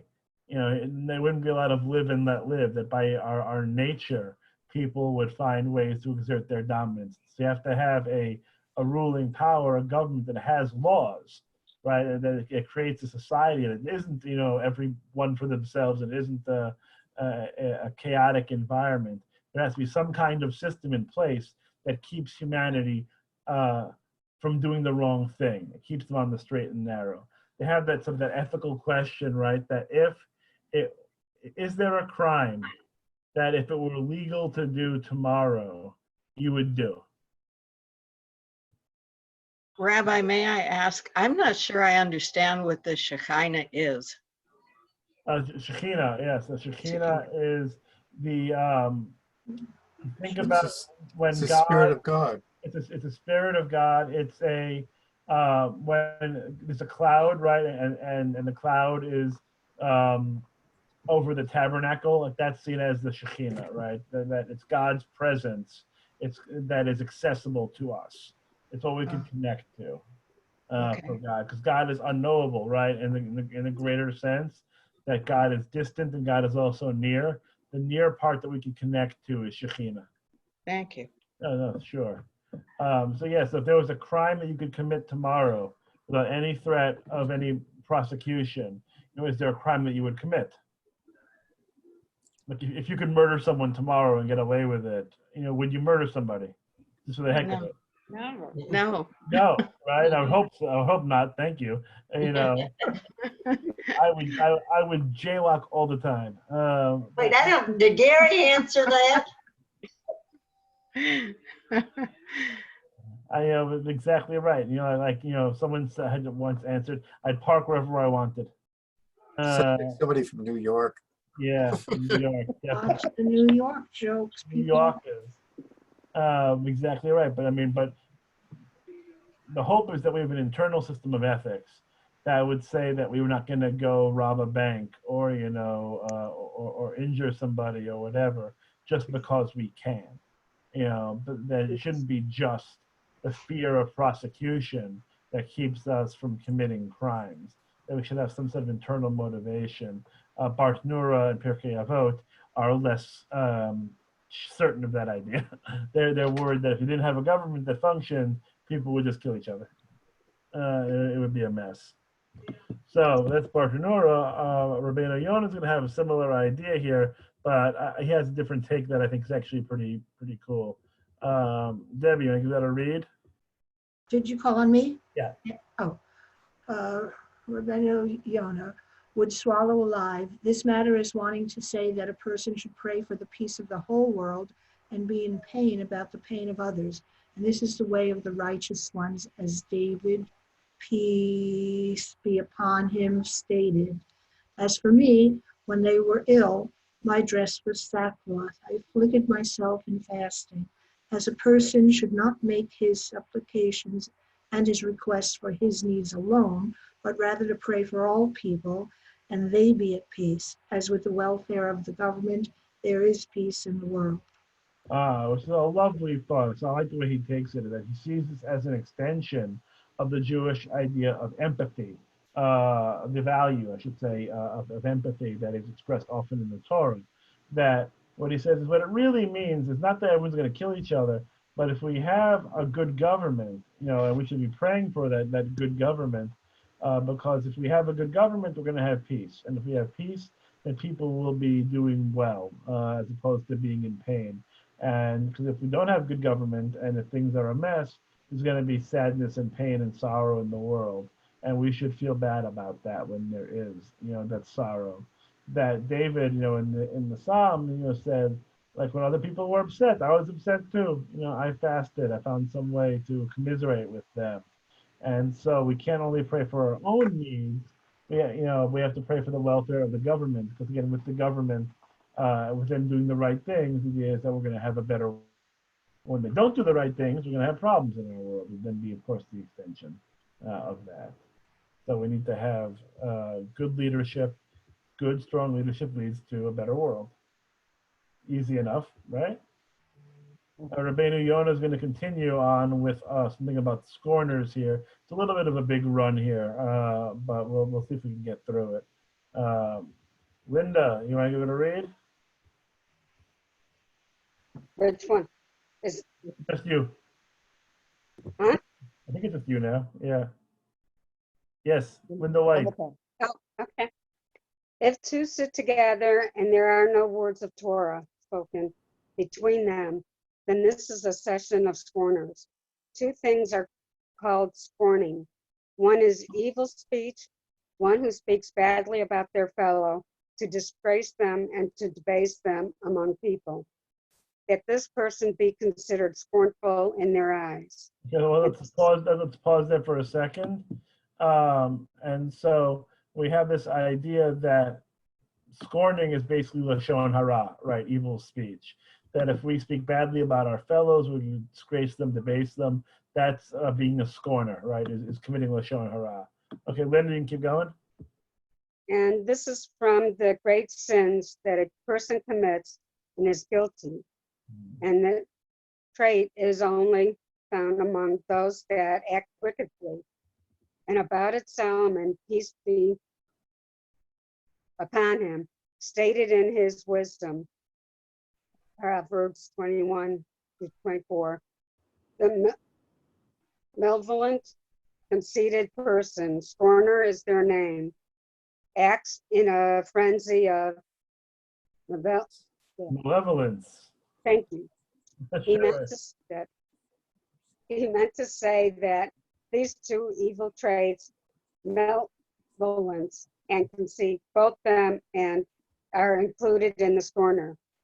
And a malevolent person is one who speaks about their fellow and debases them in the eyes of the world, whereas conceit is in thought such that another person is not thought of as anything in their eyes. And one crowned with these two things, their name is scorner. Okay, we can pause right there, because that was a mouthful. Okay, and so the idea is you have this lashon hara, right, talking badly about people. That makes you a scorner. Solomon comes in and says, with this quote, the malevolent, conceited person, that person who is malevolent and conceited, who has both of those traits, that person is a scorner, right? And the scorner acts in a frenzy of malevolence. We'll get to that second part of the phrase in a minute. So what he said was that these two phrases, right, these two traits, I should say, malevolence and conceit, these are both traits that are found in wicked people, in scorners. So what does it mean to be malevolent? To give lashon hara, right? To say bad things about people. Conceit is different, right? So this is going to be the greater point for Solomon, and then for the interpreter here, for Rabbeinu Yonah. The idea is that malevolent is how we speak about people. We can talk about them and make other people think that person X is bad or dumb or whatever the lashon hara is, right? That's malevolence. We can talk to our friends about someone else, about how bad they are, and cause them to be lowered in esteem in the eyes of others. Conceit is different in his idea. That conceit means the person is worthless in our eyes, that we don't have to say anything. The way we look at somebody, the way we think about somebody else, it is as if they are nothing, as if they are less than human, as if they are subhuman, that we look at people as less than, as nothing. And if we have both of those things, we speak badly about people and we think badly about people and think about them in such a way that they no longer matter, they no longer are human, both of those things combined make somebody a scorner of other people. And that's, again, a very negative thing in the eyes of our interpreter here and of Jewish thought. That if you are crowned, so to speak, if you have both of these things about you, then you are a scorner. And so then he's going to play devil's advocate here for a minute and say, wait a minute, even if that's true, right? Even if that's true, and they're speaking badly about people and thinking badly about people, at least they aren't actually going out and hurting anybody. They aren't physically punching them. They aren't stabbing people. They aren't, inflicting pain in a physical way. Well, the interpreter is going to say, wait a minute, hold your horses on that idea. Unless you say they may not watch their tongue, but their hands, are tied. They aren't hitting anybody. Their hands are tied. They don't sin with them. About this, Solomon said, he acts in a frenzy of malevolence. When a person that scorner in their name comes to action, it will be with cruelty and anger. This is because scorning indicates about the individual the sin of being one who commits evil deeds. So if you have this trait of being a scorner, if you are accustomed to saying bad things, thinking bad things about other people, that is only a small hop, skip, and a jump away from physical abuse to people and being confrontational in a physical way. So that's his interpretation that one leads to the other, and I think there's enough history there, not that we have to delve into all of it, which would prove that would be correct, is that when we see people that treat others as if they are not human in word, that it often is followed with actions as well that would, for them, be evidence of that fact, that they can do whatever they want because these people don't count, they don't matter, they're not good enough, they're not whatever it is, so we can do whatever we want to them.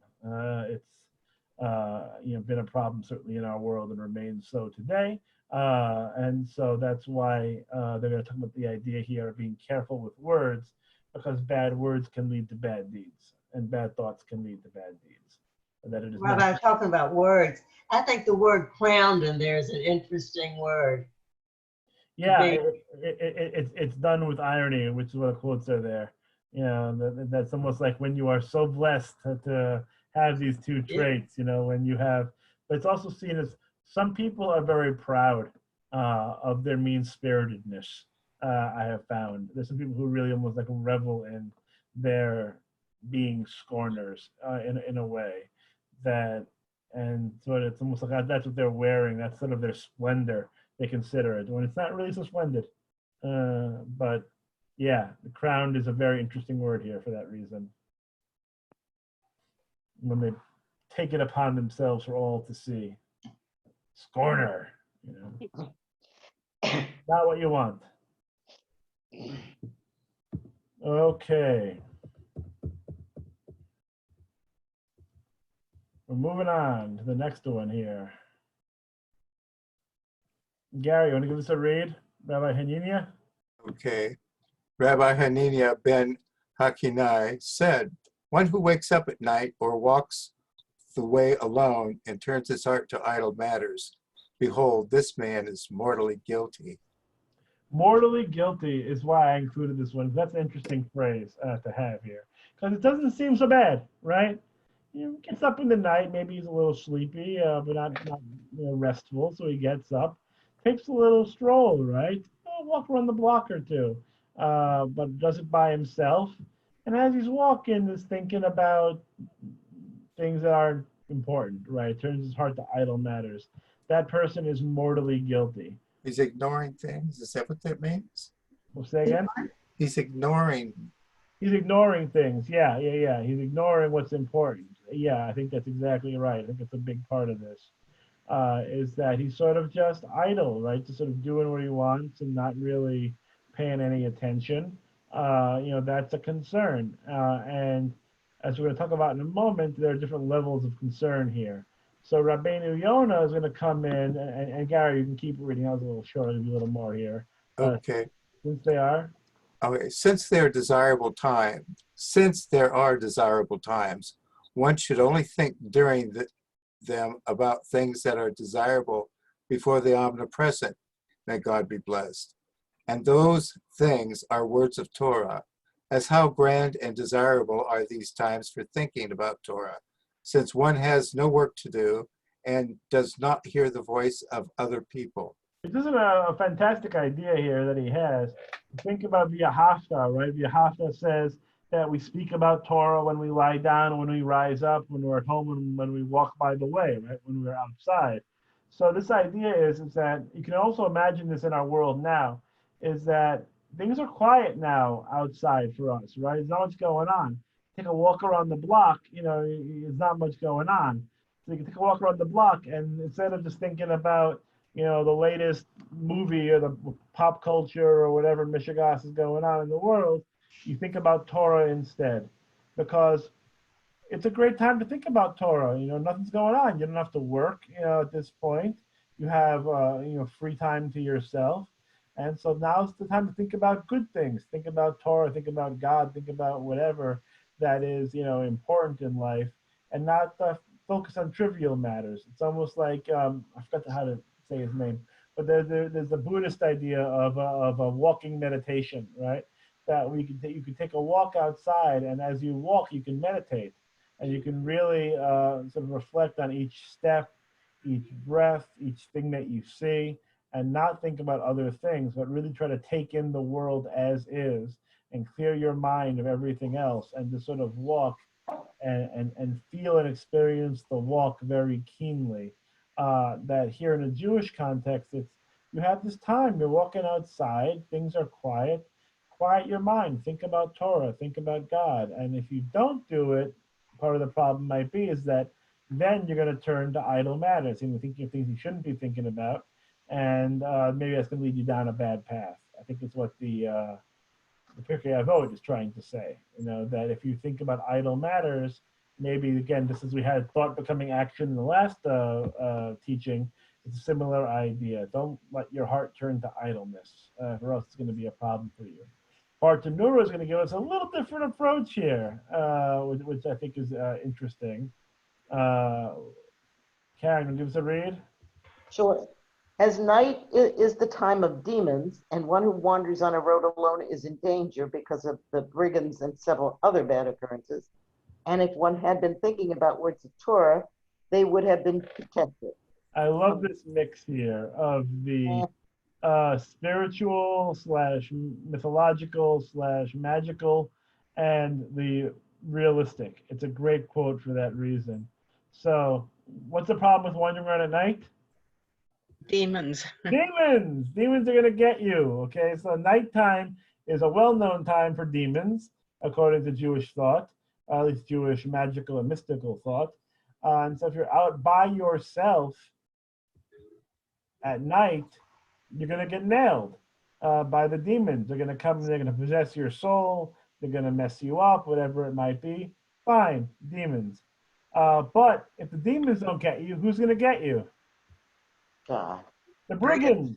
They're going to get you. Because if you're wandering outside by yourself, you're going to get your butt kicked. Because it's nighttime and there ain't no police. And there's no lights. There's no nothing when this was written. So you walk around at night with your torch in one hand, if you're lucky. And if you're carrying a torch in one hand, it's hard to get to your sword with the other, if you're lucky enough to have a sword. So you are pretty much defenseless. And so if you're walking around at night by yourself, you're going to get killed. Okay? And that's why you walk in groups in medieval times. You don't just walk by yourself, taking a midnight stroll. That's the time for you to get in trouble. Not only with demons, so to speak, but with actual terrible people that are out there just waiting to knock you out and take your money. So both of those are bad things.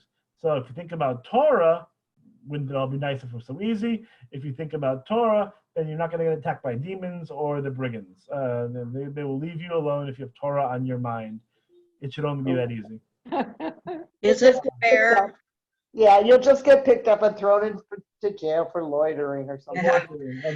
Is it fair from today's perspective to call this demon thing superstition, or is that being a scorner?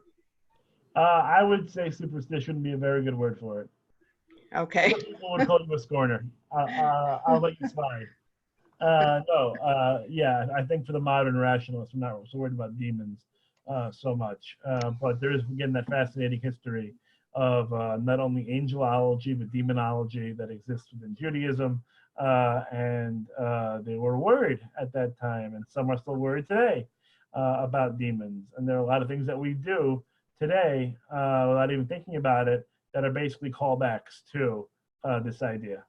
There's a lot of things that we do in the synagogue, a lot of things that we do Jewishly that are all sort of about keeping the bad spirits, keeping the demons away in origin. So it's very interesting. And in fact, for those of us who remember our Friday night liturgy, there's a prayer that we say every Friday night, every Shabbat, that talks about this. What is it? You tell me.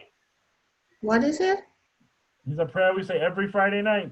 I would say Friday night. Which one? Hashkivenu. Oh, Oh, Hashkivenu was written as a response to this idea. That's why we only sing Hashkivenu at night. Hashkivenu is not in the morning service. Hashkivenu is only at night because Hashkivenu is the time when bad things come to get you. And so we ask God to spread God's shelter of peace over us and protect us from all the bad stuff. If you look at the prayer book itself and the literal translation of Hashkivenu, more of this comes out. That we want God to protect us from hatred and war and plague and this and that. And there's even, in the prayer book, not ours, because I think it only appears in the High Holiday liturgy, but Haser Satan, keep Satan away from us. Satan. And that's in our liturgy, keep Satan away from us. Not Satan as in the devil with a pitchfork and the whole thing, but Satan being, the evil influences, the evil spirits, the adversaries. Keep it away from us. That's in Hashkivenu. And so we have that idea, right, of on Friday night, we have this prayer because Friday night, when you leave synagogue, without your torch, perhaps, if you didn't light it earlier, right, you can't kindle a fire. So you're walking home from services on Friday night, trying to get back to your home, and you don't want to get stabbed. And so you say Hashkivenu. And we say it still today. It's still a remnant that is there today. But there are so many things that we do, life cycles, Friday night, services, holidays, that all incorporate this idea of we want the bad spirits away from us. When we take the Torah out, right, and we parade it around the sanctuary, that's a magical act. We're creating a barrier, we're creating a circle, we're taking a sacred object, and we're encircling all the community. That way bad forces can't get them. The Torah is a talisman in that regard.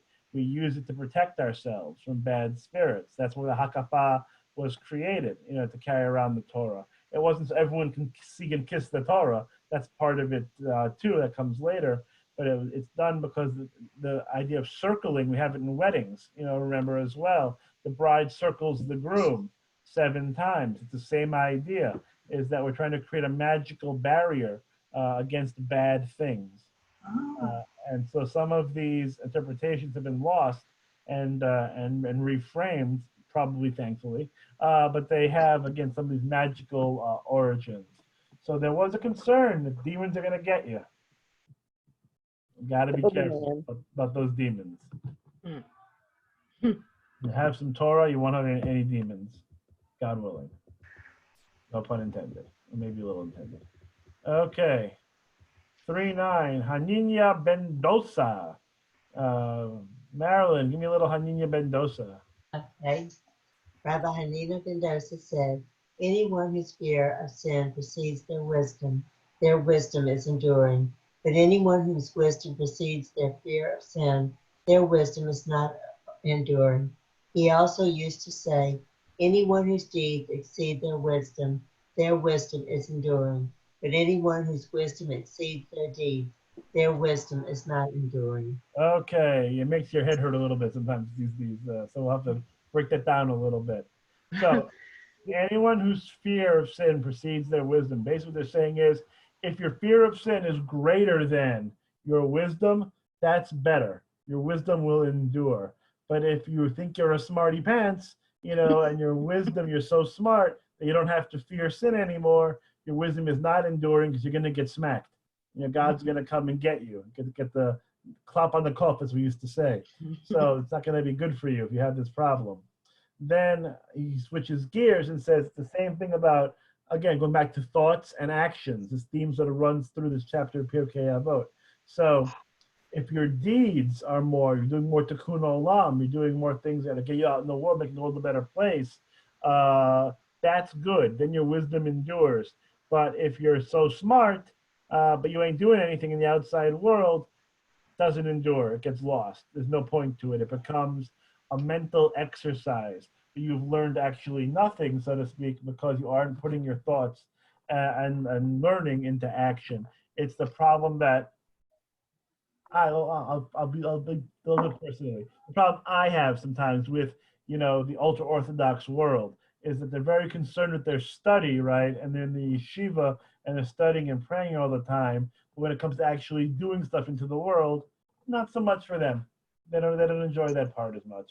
And so, what are you doing all the study for? Because the study, for me personally, would lead me to believe that God wants us to be involved in the world. God wants us to make the world a better place. God wants us to be involved in tikkun olam.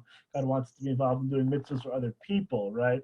And not just be self-contained, separate unto ourselves, and studying Talmud for 12 hours a day as my service to the community. It doesn't work, as well, in my opinion. And I think Pirkei Avot would second that idea, that you have to have deeds. You can't just be learning all day, because the point of it's similar with prayer, a similar idea, right? Is that prayer is important, but prayer needs to lead to better things. Yeah, Linda, you got a question? No. Oh, because you raised your hand on the function. Oh, no, I touched something on the tablet by accident. Yeah, you see, but a good thing. A good thing. You're getting used to Zoom. Look at that. Oh, yeah. Finding these different features. I love it. Okay. And so that's the gist here. There'll be a little commentary to bear some of that out. Leah, you want to give us a read over here? Sure.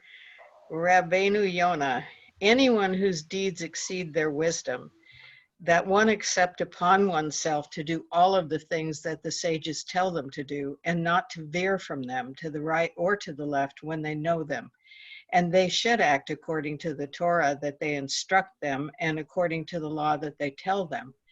And immediately when they accept upon themselves this acceptance with a full heart and a desiring soul, they bring reward, as if they did all of the commandments. This is kind of one of those breaks between the Reform movement and other movements, especially, again, the more Orthodox movements, that we like to have the wisdom.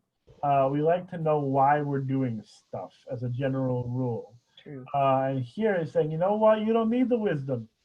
Let your deeds be there first. Do what you're supposed to be doing, and then you can find out why later. But for now, do what you're supposed to be doing. Do the mitzvot, do the commandments as we tell you to do. We meaning the sainted rabbis of the past, right? That we're going to tell you what the right thing to do is. Do it. And then, if you want to ask why, ask after you learn how to do it. Once you learn how to do it, then we can tell you why you're supposed to do it. Because if you learn first, maybe it's going to be a problem. And you'd be less likely to do it. Mm. And then Maimonides is going to bear that out too in just more complicated language. Sandy, you give that a read over here? Anyone whose deeds? Anyone? Me, Debbie? I said Sandy, but I'm fine with anyone reading it. Anyone whose deeds exceed their wisdom, behold, this thing is agreed upon by the philosophers as well, that habituation of the virtues, when it comes before acquisition of wisdom, to the point that it is strong possession, and one studies wisdom afterwards, such that it will give a person alacrity for those goods, will add joy and love to his wisdom and industriousness to increase upon it. Since wisdom stimulates a person to do that which one is already accustomed. But when the acquisition of knowledge comes first, and one studies the virtues afterwards, their wisdom will prevent them from that which they desire according to their habit. And so wisdom will lay upon them, and they will leave it. I'll call you back in about 20 minutes. There you go. Yeah. Did all these words come in Hebrew, Rabbi? Yeah, Hebrew's a little easier, right? Oh my gosh. And understand It's it a better. little awkward, isn't it? Yeah, the problem with the translation, that can be a little tricky, right?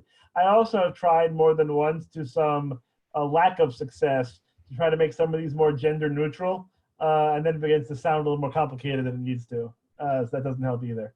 So the habituation, I can't even say it, of the virtues, right? So the idea is that there are things that we should be doing, right? Good things that we should be doing. Here he's going to take it to mean mitzvot, but the idea is that we all know in our hearts there are good things to do because we just know them to be the right thing to do. And like when your parents tell you to do X because it's the right thing, and you don't need to know why it's the right thing, but it's the right thing, and so you do it, and then you get used to doing it. So you go to even the ritual of mitzvot. Okay, light Shabbat candles. Why? Light Shabbat candles. That's why. And then you learn later maybe why we light Shabbat candles. We might learn about the history of it, how it started, different interpretations, the Midrash, the Kabbalah, whatever. You might learn all the reasons why that you should light Shabbat candles, but light Shabbat candles first, and then learn about it later because you'll be used to doing it every Friday. You'll be doing it, and it'll be done. And then when you learn more, you'll be even more grateful and thankful and happy to be lighting the candles because you'll be like, now I know why. I know all the 600 interpretations of why lighting candles are great and it adds value to my life.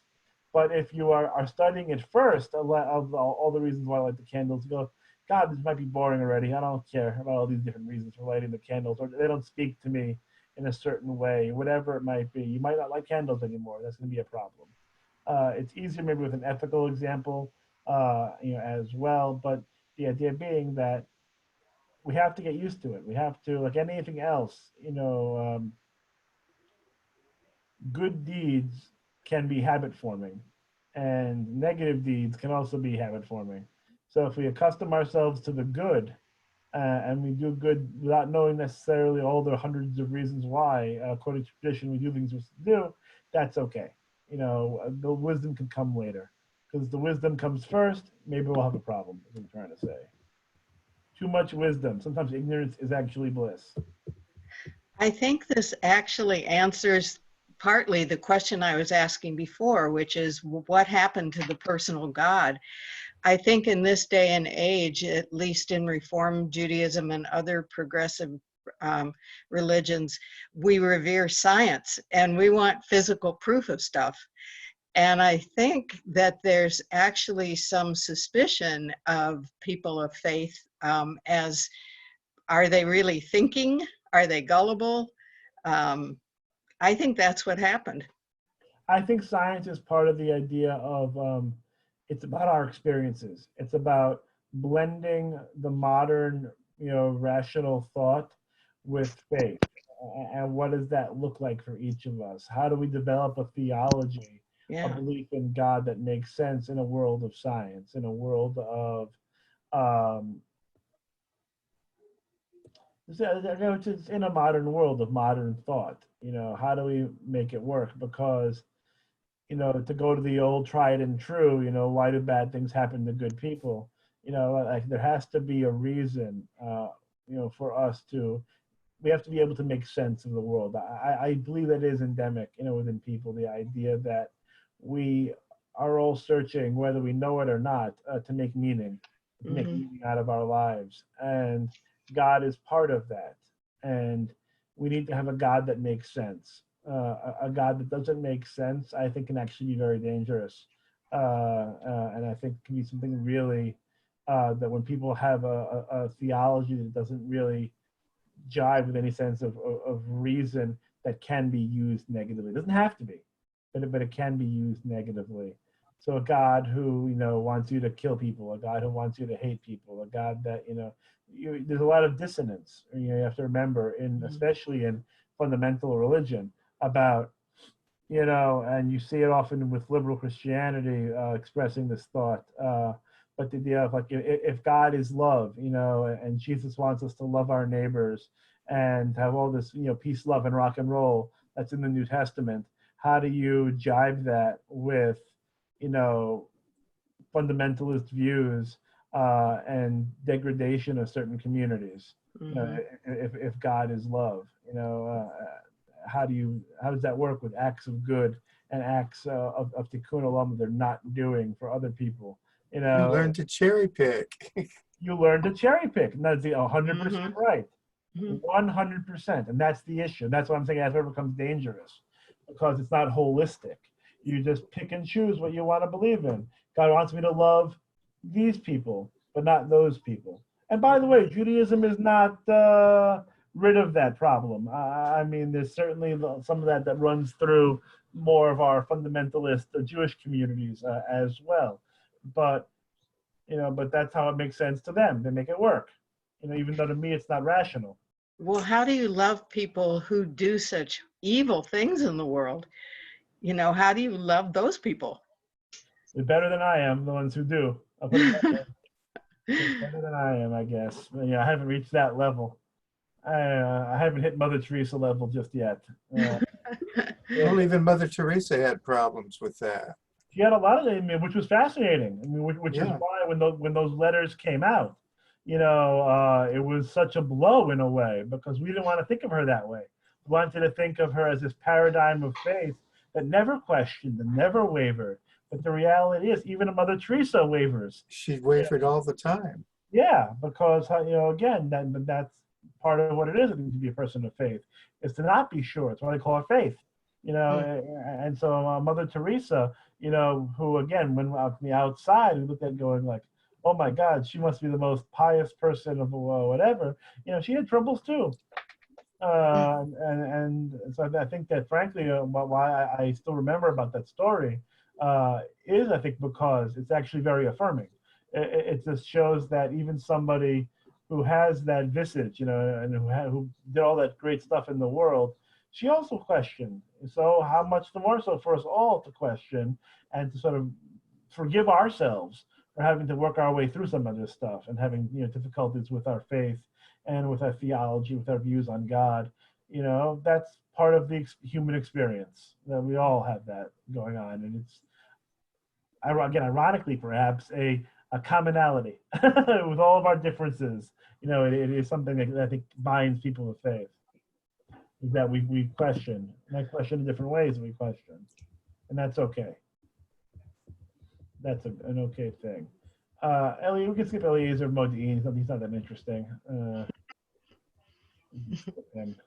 There wasn't even a good commentary on it. Okay, so Akiva, our friend Rabbi Akiva. Gary, you want to give that a read? Rabbi Akiva would say. Okay. Rabbi Akiva would say, beloved are human beings, since they are created in the image of God. A deeper love, it is revealed to them that they are created in the image, as it says in Genesis 9:6. And God created humankind in the divine image. In the image of God, God created them. Beloved are Israel, since they are called children of the Omnipresent. A deeper love, it is revealed to them that they are called children of God, as it says in Deuteronomy 14:1. You are children of the Eternal, your God. Okay, so once again, a little fun with language. We're going to focus on the first part of this. The idea being that Akiva's saying that human beings, we're so beloved, we're so cherished, we're so lucky because we're created in God's image, as opposed to any other life form, right? We're created in God's image. But even better than that, even a greater love is being expressed because we know that. And so it's one thing for it to just happen, right? For it just to be that we're created in the image of God. But the fact that we know that we're created in the image of God shows a higher level of love, right? That God has for us. Because God could have just created us in the divine image and said, okay, go out, go and do, and not tell us that we're created in God's image. But it's an even deeper love to that revelation that we know that we can go out in the world with that knowledge. And it has the same thing with the children of God, the same idea. So Bartanura comes in here with this, and it's interesting because I read this a couple of times, and sometimes I liked it more than others, but it's an interesting thought, if nothing else. Karen, will you give that a read here, a deeper love? Sure. A deeper love, it is revealed to them. Rambam explained, a deeper love did the Holy One, blessed be God, show to humanity as God informed and said to them, see, I had made you in the divine image. because one who benefits one's friend and informs them of the good that God has done for them shows a deeper love than if one had benefited their friend, but it is not important enough in their eyes to inform them of the good that was done for them. That is a really long sentence. Yes, it is. A lot of pronouns. Yeah, yeah. A lot of thems. Okay, and it can be explained a deeper love, it is revealed to them. We said that in the beginning, and revealed and explained, and revealed and publicized love, as not only did the omnipresent have a secret love for humanity, but rather even a love that was revealed and known to all. Okay, so I like the second part of this better than the first part. Yeah. But the first part, it's this idea that, let's say you have a friend, right, that needs something, and you do it for them, and you do it anonymously, right? Or you do it without them knowing that you're helping them along the way. That's fine. But what they're saying is even better, right? But that if you let them know that you've helped them out, which is sort of like counterintuitive, because we have other things that I think say the different idea. That's better to do it anonymously than make yourself unknown in terms of the levels of tzedakah here. And so I think it has to do with the idea of gratitude in a way that, like, we want them to know, our friend to know that this good thing has been done for them, so maybe they'll pass it along. That's how I'm reading it, that if I do something nice for someone and I don't even care to mention it, then it's almost like it wasn't important to me. Like, I didn't want to show my love in a public way that I'm doing this really nice thing. That I'm just sort of like, oh, it's whatever, I'll just help them out and they won't even know. It's hard for me to get that part even myself. I see it, I read it differently. And so it's that first part I think for me is tricky. Does anyone else have a thought on that part? Maybe on the receiving end, they would be embarrassed to receive if if you're doing something anonymously, maybe they're ashamed that they have to receive something from somebody.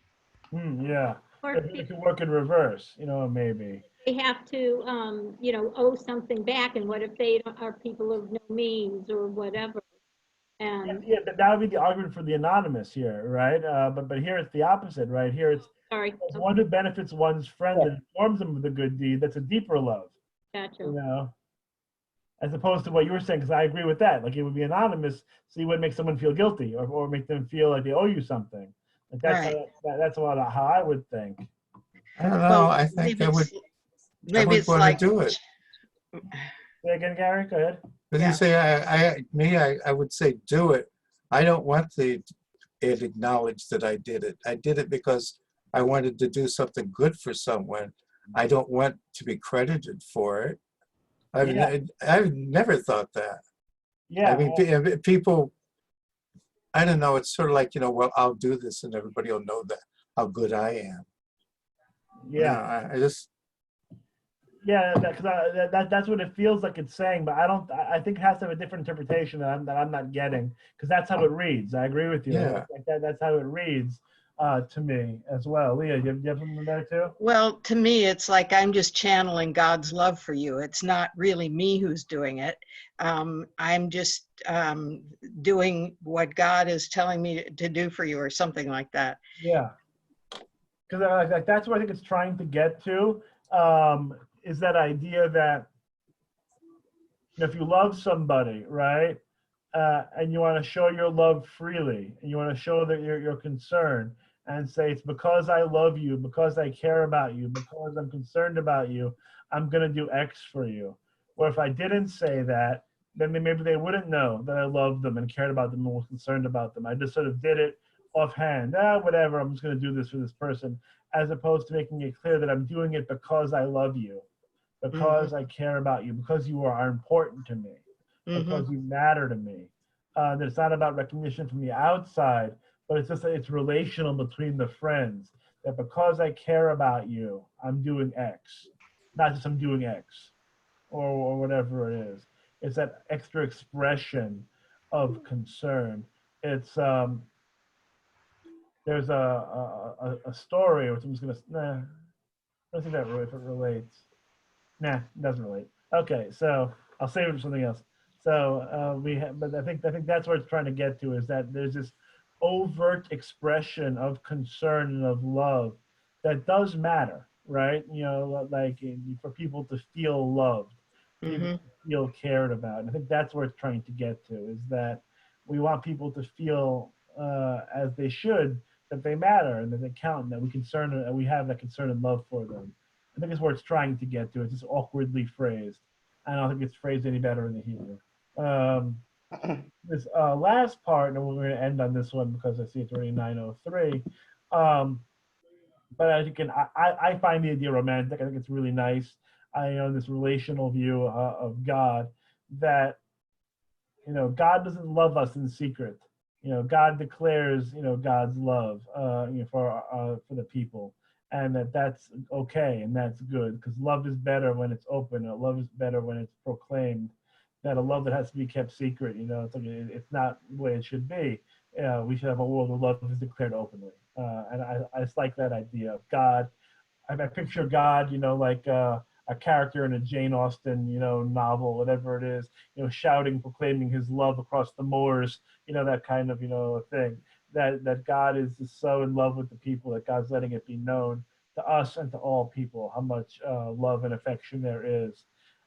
And again, how important it is for us to feel love in our lives, and that, that if God loves us, then again, we have inherent value and worth. The idea that God and us have that connection, which again, I think is beautiful, and seems a way to end. Okay, everybody? Okay. Okay. Okay, we're going to be back tomorrow at 1 if you have time. We have our Yom HaAtzmaut celebration. Laura and I are going to be leading a service together to celebrate Israel Independence Day. Oh, okay. That's at 1 o'clock tomorrow. Okay. The Zoom link is in the same email, unless I messed it up by signing in the wrong way. Then we'll get another email tomorrow morning, but hopefully I didn't mess it up. So No, you didn't. that still works, we think? Yeah, it's got everything in it. Cool. Yeah, Okay. it does. So I will see you all hopefully tomorrow, who can make it. Have a good evening. Thank you. Bye. And thank you Good very night. much. Good night, everybody. Night, everyone. Happy Good night. Happy Hi, guys. Night. Bye. Everybody, good night. Bye. Good night. Night. Bye. Doesn't matter.